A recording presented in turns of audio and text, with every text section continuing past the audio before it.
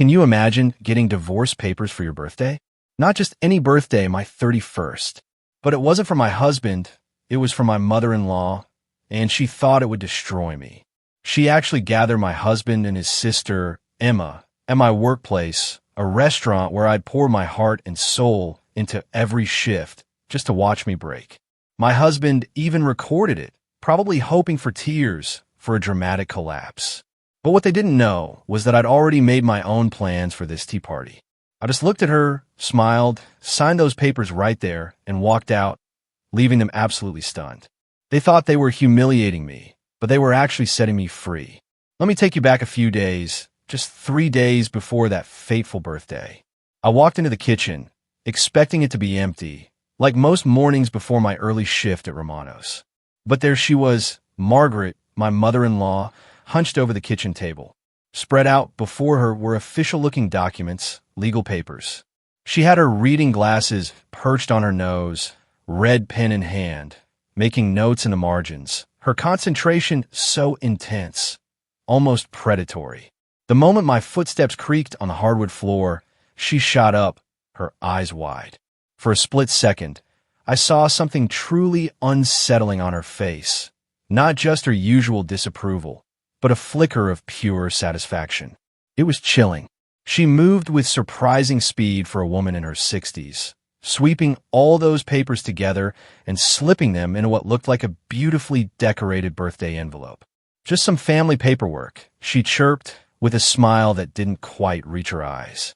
I remember thinking, oh, maybe it's some property documents or insurance papers David needs to sign. The envelope itself was gorgeous, pale pink with silver lettering, butterflies dancing around the edges. It looked so festive, so innocent. I had no idea it was a Trojan horse.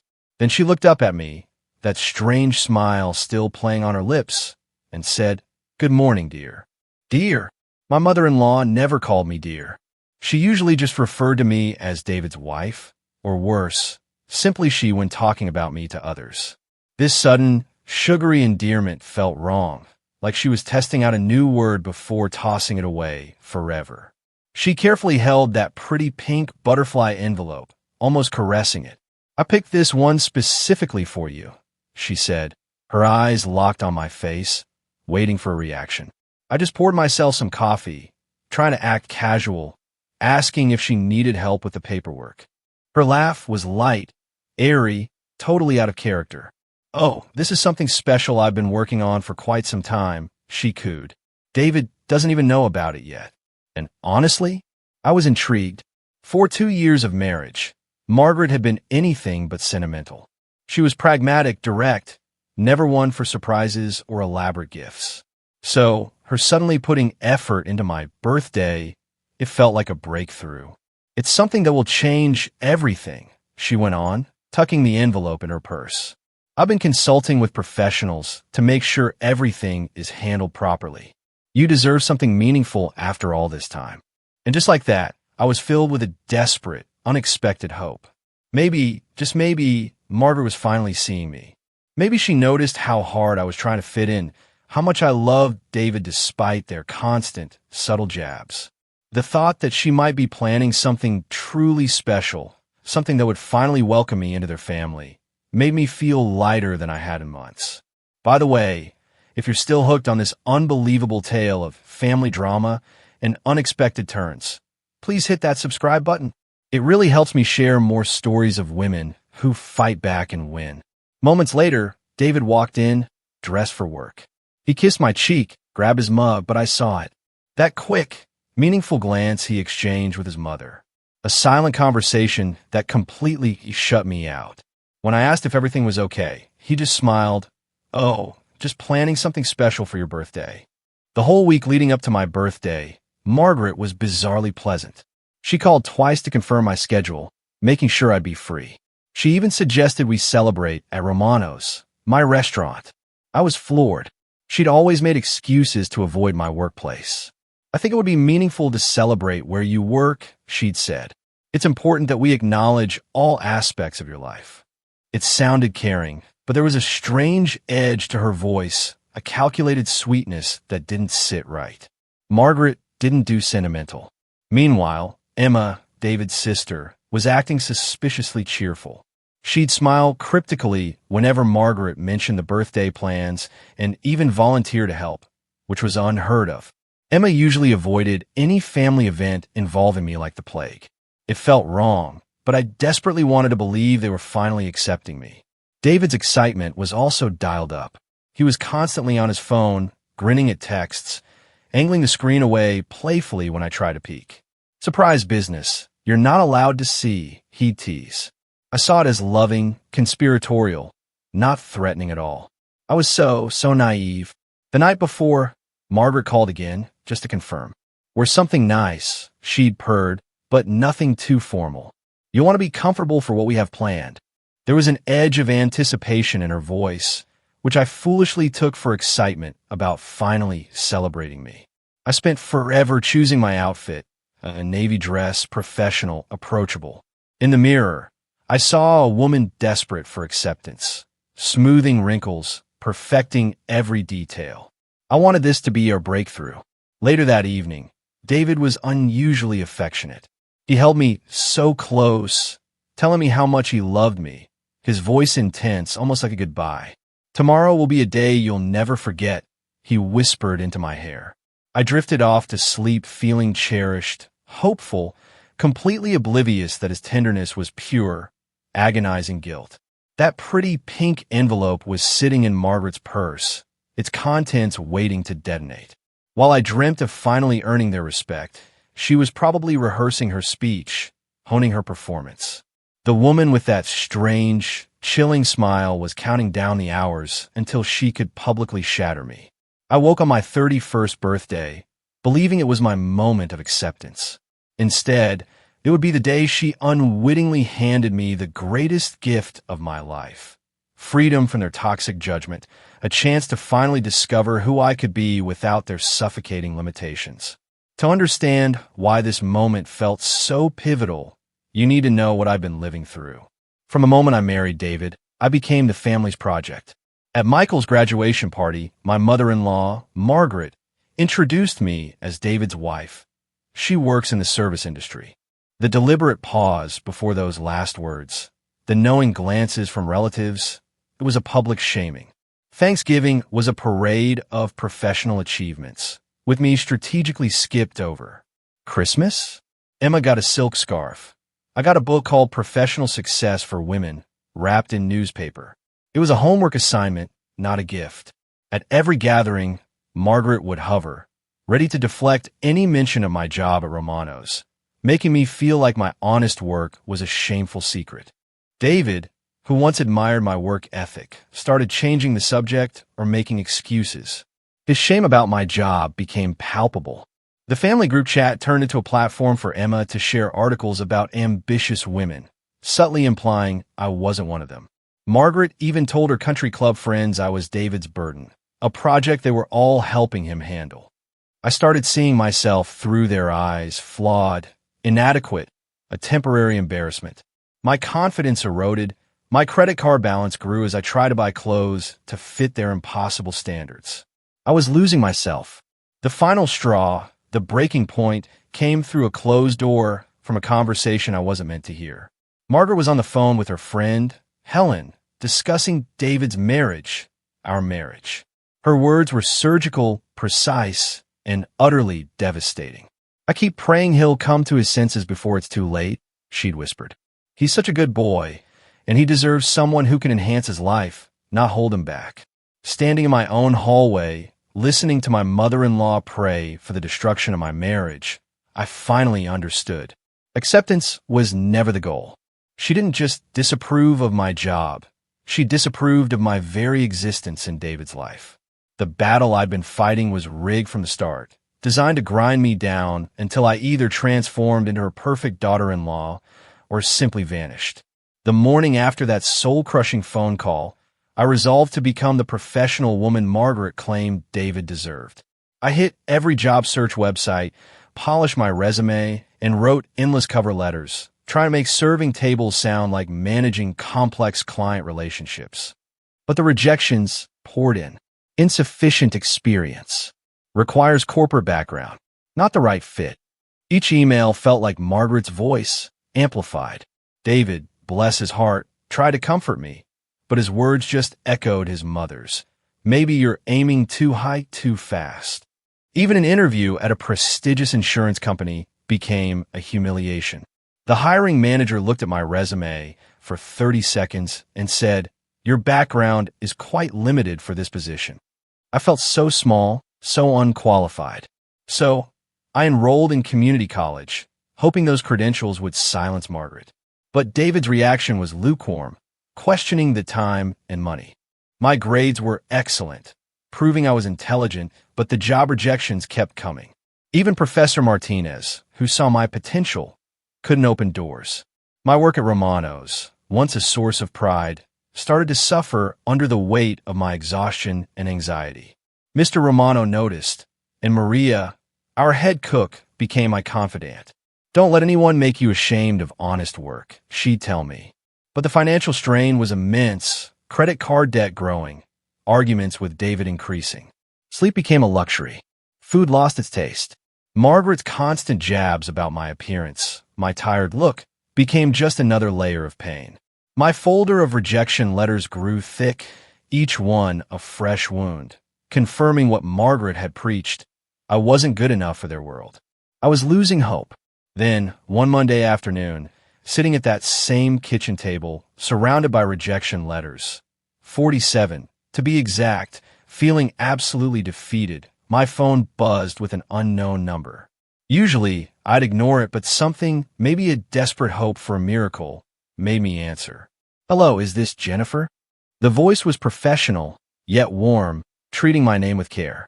"This is Jessica Martinez from Grand Plaza Hotel's Human Resources Department." My heart stopped. The Grand Plaza Hotel? I remembered applying for their guest services coordinator position 6 months ago during a particularly desperate night, throwing my resume into the digital void with dozens of others.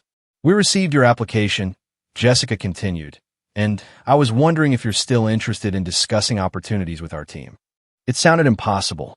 After months of silence, of being told I wasn't good enough, someone was calling. Someone saw value in me. My hands trembled as I reached for a pen. "Yes, absolutely." I managed, trying to keep my voice steady. "I'm very interested." Jessica's laugh was genuine, warm. Not all like the cold, polite dismissals I'd grown used to. "I have to tell you," she said, "your restaurant experience really caught our attention.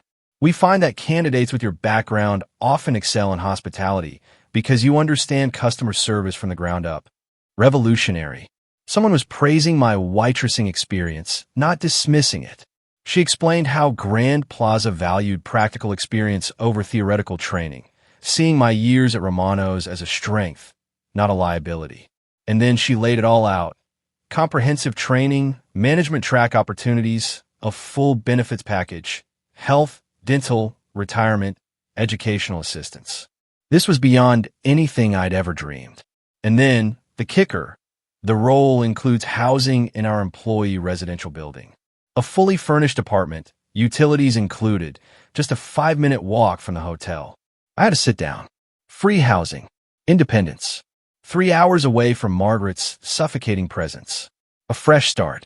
The salary alone, $42,000 to $48,000, was nearly double what I made at Romano's with all my tips and extra shifts. Financial independence. A new life. "I realize this is a big decision," Jessica said, "but we're truly impressed. Would you be interested in a phone interview?" My mind reeled. Professional respect. Financial security. Physical distance from Margaret's toxicity. A chance to prove my worth in an environment that valued my skills, not just their expectations. Everything I'd been desperately seeking was being offered to me by someone who saw potential, not limitations. "I would love to schedule an interview," I said, my voice stronger, clearer than it had been in months. Jessica's enthusiasm was infectious. We set the phone interview for Thursday. As I hung up, a hope I'd almost forgotten bubbled up inside me. The irony was cosmic. Margaret's decorative envelope was sitting in this house, full of legal papers to dismantle my life. But now, I held the key to proving everything she'd ever said about my potential was utterly, magnificently wrong. I want to call David immediately, but something stopped me. This was my opportunity, earned through my efforts, despite their constant discouragement. For the first time, I had something valuable that didn't need their approval. This job offer was my vindication. I decided to keep it a secret until my birthday. Margaret had spent 2 years trying to prove I wasn't good enough. Now, I would reveal I was not only good enough, but soaring beyond their narrow vision. Her decorated envelope would pale in comparison to the truth I was about to share. At Romano's that evening, I moved with a renewed energy my regulars immediately noticed. Mrs. Patterson, my Monday early bird customer, said I looked happier than she'd seen me in months.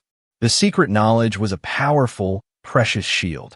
While Margaret prepared her devastating surprise, I held information that would flip our entire dynamic on its head. For once, I would deliver the shock. 3 days stretched before my birthday celebration. 3 days to savor the quiet certainty that everything was about to change. Margaret's envelope might hold family paperwork, but my future held possibilities she couldn't even begin to imagine or control. Tuesday morning, David at work, I locked myself in the bedroom for the phone interview. Jessica's questions focused on scenarios I knew. Handling difficult customers, managing busy periods, maintaining service excellence. Your references from Romano's are glowing, she said. Mr. Romano spoke highly of your reliability and customer relationship skills. That's exactly the foundation we build on here. Validation. Sweet vindication. The formal job offer arrived via email that afternoon. Guest services coordinator, $45,000 annually, full benefits, employee housing. I printed 3 copies, folding one into my purse like a sacred talisman. That night at Romano's, I moved through my shift with a lightness I hadn't felt in years. Maria noticed. You seem different tonight, she said, more like yourself again. She was right. The crushing weight of inadequacy was gone. Wednesday morning, David called, his voice bright. Mom wants to take you out for your birthday tomorrow, he chirped. She suggested Romano's. My heart swelled. She was finally acknowledging my workplace. Does this mean she's finally accepting my job? I asked, genuinely touched. David's pause was just long enough to plant a dangerous seed of hope. I think she's beginning to understand what makes you happy, he said, his words a deceptive balm. Emma's text sealed it. Can't wait for tomorrow. This birthday will definitely be memorable. Everything seemed to align for a perfect celebration. I spent Wednesday evening planning my announcement, rehearsing in the mirror. I have some exciting news to share. I practice. 3 days ago, I received a job offer from Grand Plaza Hotel. I picture Margaret's shock, David's proud smile, Emma's grudging respect. Thursday morning, I indulged myself. A beautiful navy dress, a luxury hair appointment. You're glowing, my stylist Sandra said. Something wonderful, I confirmed. Tonight changes everything. Jessica had confirmed my start date. 2 weeks. Perfect. Enough time to process. Soon enough to escape Margaret's toxic grip. The secret job offer was my armor. When Margaret subtly insulted my dead-end situation on Tuesday, I just smiled. When she lamented David needing a wife who contributed meaningfully on Wednesday, I agreed wholeheartedly. Emma's passive-aggressive social media posts about ambitious women bounced off me harmlessly. David's excitement was palpable. His secretive phone checking now seemed like loving anticipation. My job offer, folded neatly in my jewelry box, was a secret weapon. Tonight, it would transform me from Margaret's disappointing daughter-in-law into a professional success story. The woman who prayed for my failure was about to witness my greatest triumph. Walking into Romano's for my birthday celebration, I felt a lightness I hadn't experienced since my wedding day. My secret knowledge was a shield, giving me confidence to face whatever family dynamics awaited. My purse held the key to freedom, vindication. The bell above the door chimed. I pushed through. Jennifer. Mr. Romano's booming voice, his genuine smile, my second family. This must be the birthday celebration. He shook hands with David, Margaret, Emma, his enthusiasm infectious. Margaret, though, surveyed the modest dining room with strained politeness, her critical eyes dismissing the red vinyl booths and handwritten specials. But she was here. That felt like progress. Mr. Romano led us to my favorite corner booth, where I could see Maria in the kitchen, Tony giving me a thumbs up. It was surreal. I'd served countless meals at this very table. Now I was the guest. Margaret, meanwhile, held the laminated menu like it might contaminate her. Emma scrolled on her phone, exchanging glances with David. I tried to bridge the gap. The chicken parmesan is excellent here. Mr. Romano's wife makes the sauce. Margaret just nodded, then ordered the $28 lobster ravioli, not even one of our signature dishes. David was a bundle of nervous energy, constantly checking his phone under the table. "Are you expecting an important call?" I asked. He shot Margaret a look, a silent agreement. "Just coordinating some surprise elements for tonight," he said, a smile not quite reaching his eyes. Margaret's conversation was artificial. She asked about my college classes with false interest, her praise feeling like a setup. "You've been working so hard to improve yourself," she purred. "It's admirable how determined you've been despite all the challenges." Emma snorted, covering it with a cough. I should have known better, but I still clung to hope. Then, as we finished dinner, the birthday cake arrived, glowing with candles. The whole restaurant, regulars and staff, sang happy birthday. David angled his phone to record. I closed my eyes, wishing for the courage to announce my news. When I blew out the candles, Margaret's applause was sharp, hollow. With theatrical flair, she reached into her purse and pulled out that decorated envelope. "We have a special gift for you," she announced, her voice carrying. "From all of us." Emma's phone was up. David's camera was focused, zooming in on my face. They were perfectly coordinated, ready for my breakdown. "Open it," Margaret urged, her eyes glittering with triumph. I tore it open. Inside, legal letterhead. Then the words, "Petition for dissolution of marriage." Divorce papers. On my birthday. In my workplace. My breath hitched. This innocent envelope was a weapon, designed for maximum destruction. The restaurant hummed around us, but our table was a silent bubble of tension. Margaret's satisfied smirk confirmed it. This was her plan all along. David's phone remained steady, recording. My humiliation, their entertainment. But as I stared at those papers, something shifted. Not devastation, not despair. Pure, crystalline clarity about who these people truly were. Margaret, radiant with vicious joy. Emma, gleeful, still recording. David, nervous but excited for the show. "Well," Margaret prompted, her voice loud, demanding I perform. I was supposed to cry, beg. Instead, I picked up the pen they brought and signed my name. My hand was steadier than it had been in months. The ink flowed, signing away a marriage, but ushering in something they couldn't comprehend. Margaret's triumph faltered. David's phone wavered. "That's it?" he whispered, confusion replacing anticipation. "You're not going to fight?" His disappointment was palpable. My calm acceptance wasn't the show they wanted. "Thank you," I said, standing with a dignity that surprised even me. "This is actually the most generous gift you could have given me." Margaret's face went from satisfaction to bewilderment.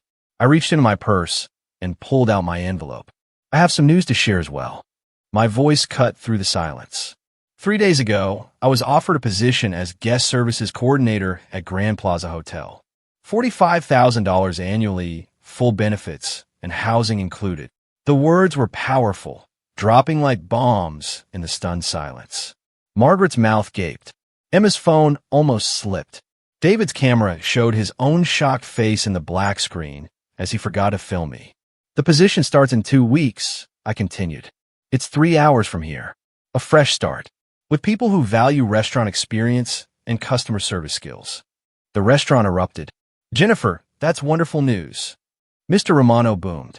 Maria appeared, beaming. "You deserve this." Tony started clapping. Others joined in.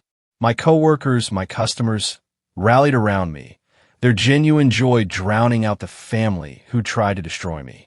Margaret's face twisted through confusion, disbelief, then fear. She'd planned to break me. Instead, she'd handed me freedom. "You knew about this job when you signed those papers?" David asked, his voice strained, realizing I'd outmaneuvered them completely. I received the offer 3 days ago. I confirmed, watching his face pale as the timeline clicked into place. The same day you all became so excited about my birthday. The irony was devastating. She'd freed me to achieve the professional respect she always claimed I couldn't have. Their cruelty had removed my last obstacle. The training program includes management development. I added pulling out the letterhead. They specifically recruited me because of my restaurant background. Mr. Romano stepped forward, eyes glowing. Jennifer is one of our finest employees, he told Margaret directly. Smart, dedicated, respected. This hotel is lucky to have her. Margaret was speechless. Emma slowly lowered her phone, finally understanding. Their ambush had become my moment of vindication. David stared at the job offer, utterly lost. 2 years of his mother's criticism had just cost him a wife who was walking away with dignity, success, and the moral high ground they tried to steal. The silence that followed my announcement was deafening, then a ripple of applause. I stood, divorce papers in one hand, job offer in the other. Margaret's satisfied smile had frozen, replaced by something like panic. David's phone hung limply, its black screen reflecting his stunned face. The video he'd eagerly captured was now evidence of their miscalculation, not my humiliation. You planned this, Margaret whispered, her voice barely audible. You knew about the divorce papers. Her accusation was weak. She was finally understanding. My calm wasn't planned. It was genuine relief. I planned nothing, I replied, my voice steady, clear. You handed me a freedom I didn't even know I wanted. 3 days ago, while you were preparing those papers, I received validation that everything you've said about my limitations was wrong. The timing was perfect, divine irony. $45,000, I reiterated, letting the number hang in the air, plus benefits, housing, career advancement, and a management training program. Each detail was a small explosion in their narrative. Mr. Romano reached my table, clasping my hands with fatherly pride. Jennifer, this is incredible, he boomed. Grand Plaza Hotel is getting someone special. We'll miss you, but you deserve this. Maria emerged from the kitchen, flowers still on her apron. You're going to be amazing, she called out. Show them what Romano's girls can do. Tony, beaming, declared, you'll run that whole hotel someday. Regular customers, Mrs. Chin included, approached, offering congratulations. The contrast was stark. My restaurant family, celebrating my triumph. David's family, frozen, watching their perfectly planned ambush spectacularly backfire. When do you start? Mr. Romano asked. 2 weeks. I answered, watching Margaret's face drain of color. She realized I was planning my escape while she was planning my destruction. The divorce papers, meant as my ending, were just clearing the path for my new beginning. You're really leaving? Just like that. David finally managed, his voice strained. He still didn't grasp the depth of their damage. I'm really free, I corrected, the word resonating with power. Free to work where I'm valued, live where I'm respected, and build relationships with people who celebrate my success instead of plotting my failure. Margaret tried to regain control. This is all very sudden, dear. Perhaps you should think carefully. The endearment was hollow, desperate. I've been thinking for 2 years, Margaret, I said, meeting her gaze directly. Every criticism, every comparison, every suggestion I wasn't good enough, it all led to this moment. You were right about one thing. I do deserve better. The restaurant erupted in applause. Their support, genuine and spontaneous, echoed my liberation. The beautiful thing about timing, I continued, my voice growing stronger, is that your gift of divorce papers arrived exactly when I was ready to accept freedom. You've made the decision beautifully simple. Emma's phone captured their discomfort. They came as executioners, but found themselves on trial. Margaret's purse, open beside her, revealed the absurd, butterfly-decorated envelope. Her weapon turned evidence of her own cruelty. The weight of 2 years of snide comments, conditional acceptance, and feeling unworthy lifted. Every doubt they'd sown, every comparison evaporated. David's face showed the slow-motion realization. His mother's birthday gift had just cost him a wife who was walking away with dignity, success, and the moral high ground they tried to steal. Margaret sat motionless, her satisfied smirk completely erased, replaced by the chilling truth that her revenge had become my perfect escape. I walked out of Romano's that night, carrying nothing but my purse and my dignity. The cool evening air felt cleaner than it had in years. My phone buzzed with unanswered messages from David, Margaret, and Emma. They were probably in damage control, trying to process how their ambush had become my triumph. Their desperate attempts to reach me felt utterly powerless. 2 weeks later, I stood in the Grand Plaza Hotel lobby, wearing my professional uniform. The name tag read Jennifer Walsh, my maiden name, back with my self-respect. My furnished apartment, my sanctuary, offered peace and quiet. No one questioned my worth. No one criticized my choices. Jessica Martinez became my mentor, seeing leadership potential Margaret try to bury. My Romano's experience, once a source of shame, was now hailed as invaluable. Your restaurant background gives you instincts others have to learn, Jessica told me. For months later, I was assistant guest services manager, my salary over $50,000. Luxuries I'd only dreamed of were now within reach. And then the cosmic justice started.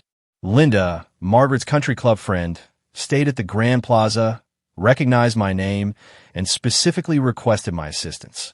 "You're David's ex-wife, aren't you?" she'd asked, genuinely surprised. "Margaret mentioned you worked in hospitality, but never said you were management at such a prestigious hotel." Linda's glowing review reached Margaret, who was forced to hear praise for the mere waitress from her own friends. My success became undeniable. David's desperate texts and LinkedIn requests piled up. But Margaret's lessons had taught me not to trust those who only recognize value after loss. The divorce settlement proceedings? Their recorded ambush became ironclad evidence of planned emotional cruelty. No judge would award anything to people who orchestrated public humiliation. Margaret's carefully prepared envelope became Exhibit A, proving her premeditation and protecting me financially. 6 months after Romano's, I was promoted again to guest services manager, overseeing 12 coordinators. Salary approaching $60,000. My corner office overlooked the city skyline. At the annual employee recognition ceremony, accepting an award for exceptional customer satisfaction, I thought of Margaret's prayers for David to come to his senses. Her prayers were answered, just not in the way she intended. Emma's social media posts about ambitious women stopped entirely as my promotions hit local business publications. David's LinkedIn connection requests, tracking my success, felt pathetic. The man who recorded my expected downfall now wanted association with my actual triumph. The greatest satisfaction wasn't causing them pain, but proving their cruelty was rooted in jealousy and insecurity. Margaret's need to diminish me revealed her own limitations. Her birthday gift of divorce papers truly freed me, pushing me towards a success that existed far beyond her narrow vision. 18 months after that night at Romano's, I looked out at the city and felt grateful for every criticism that had pushed me towards this independence. Margaret's decorated envelope had contained the greatest gift possible: liberation from people who never deserved the effort I spent trying to earn their love. What would you have done in my place? Have you ever had a moment of ultimate vindication like this? Tell me what you think. I really want to know.